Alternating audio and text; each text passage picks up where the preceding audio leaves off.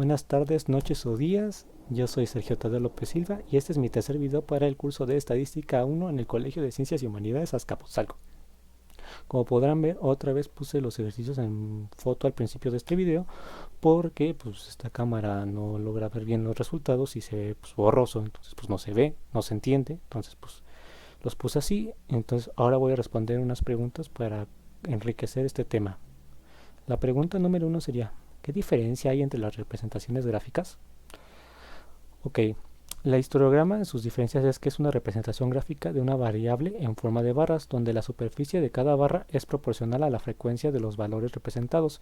Sirven para obtener una primera vista general o panorama de la distribución de la población o de la muestra respecto a una característica cuantitativa y continua, como la longitud o el peso. De esta manera, ofrece una visión de grupo permitiendo observar una preferencia o tendencia por parte de la muestra o población por ubicarse hacia una determinada región de valores dentro del espectro de valores posibles, sean infinitos o no, que pueda adquirir esta característica. La característica más bien. El polígono de frecuencias. Sus diferencias es que se forman uniendo los extremos de las barras de un diagrama de barras mediante segmentos. También se puede realizar tratando los puntos que representan las frecuencias y uniéndolos mediante segmentos. Las diferencias de la gráfica circular serían un gráfico circular o gráfica circular, también llamado gráfico de pastel, gráfico de pizza, gráfico de tarta, gráfico de torta o gráfico de 360 grados. Es un recurso estadístico que se utiliza para representar porcentajes y proporciones. El número de elementos comparados dentro de una gráfica circular suelen ser de más de 4. Pregunta 2. ¿Para qué sirve cada representación gráfica? La gráfica de pastel o circular se utilizan en aquellos casos donde interesa no solamente mostrar el número de veces que se da una característica o atributo de manera tabular, sino más bien de manera gráfica, de tal manera que se pueda visualizar mejor la proporción en que aparece esa característica respecto del total. A pesar de su popularidad, se trata de un tipo de gráfico poco recomendable, debido a que nuestra capacidad perceptual para estimar relaciones de proporción o diferencia entre las áreas de sectores circulares es mucho menor que, por ejemplo, entre longitudes o posiciones, tal y como sucede en otras gráficas. Los polígonos de frecuencia se suelen usar cuando se pretende retratar varias distribuciones distintas o la clasificación cruzada de una variable cuantitativa continua con una cualitativa o cuantitativa discreta en el mismo dibujo. En muchas ciencias se recurre a polígonos de frecuencia. Histograma. En histograma, como es tradicionalmente entendido, no es más que la representación gráfica de dicha función. Se utiliza cuando se estudia una variable continua como franjas de edades o alturas de la muestra, y por comodidad sus valores se agrupan en clases, es decir, valores continuos. Pregunta número 3. ¿Qué es una medida descriptiva y cuál es su aplicación? Las medidas descriptivas son valores numéricos que se resumen la información contenida en un conjunto de datos. Las medidas descriptivas pueden calcularse a partir de los datos de una muestra o los datos de una población.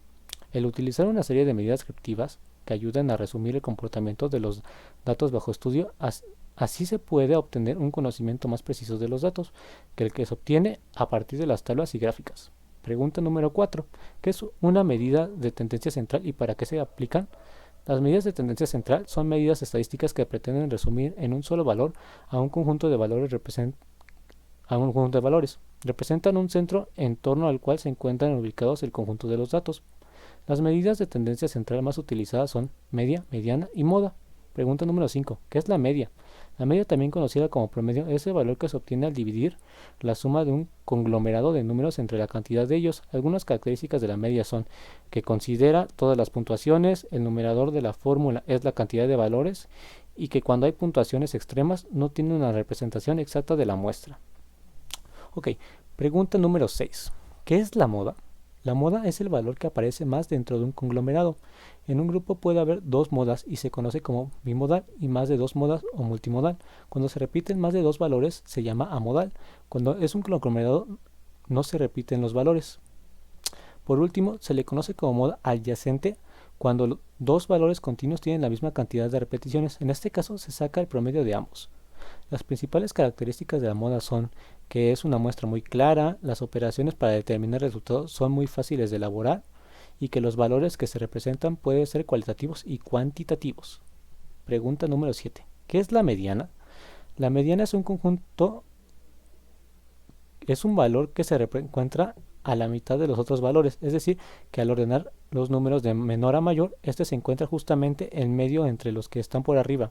Algunas características de la media son: las operaciones para calcular el valor son muy sencillas de realizar. La medida no depende de los valores de las variables, solamente de su orden. Generalmente los valores son enteros y que se puede calcular aunque los números que se encuentren arriba y abajo no tengan límites. Pregunta número 8. ¿Qué es la varianza? La varianza es una medida de dispersión que representa la variabilidad de una serie de datos respecto a su media. Formalmente se calcula como la suma de los residuos al cuadrado divididos entre el total de observaciones. También se puede calcular como la desviación típica al cuadrado. Dicho sea de paso, entendemos como residuo a la diferencia entre el valor de una variable en un momento y el valor medio de toda la variable.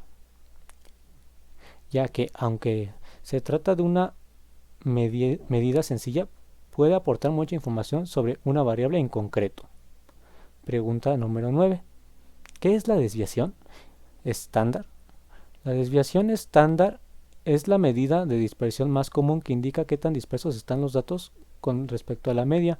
Mientras mayor sea la desviación estándar, mayor será la dispersión de los datos. El símbolo O y una como sigma, que significa sigma, se utiliza frecuentemente para representar la desviación estándar de una población, mientras que S se utiliza para representar la desviación estándar de una muestra. La variación que es aleatoria o natural de un proceso se conoce comúnmente como ruido. La desviación estándar se puede utilizar para establecer un valor de referencia para estimar la variación general de un proceso. Ok, y estas serían todas las preguntas. Espero que le haya gustado mi video, profesor, y nos vemos la siguiente semana.